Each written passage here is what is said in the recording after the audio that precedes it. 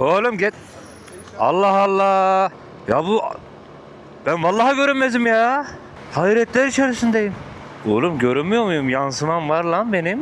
Aynadan da görünüyorum. Cık. Hayret bir şey ya. Dur dayıcım ben mi geçeyim? Ya oğlum dursana. Tövbe estağfurullah.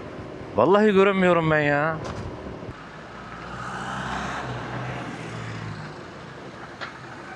He ne oldu durdun da şimdi başın göğe mi erdi arkadaş, yemin ediyorum ya.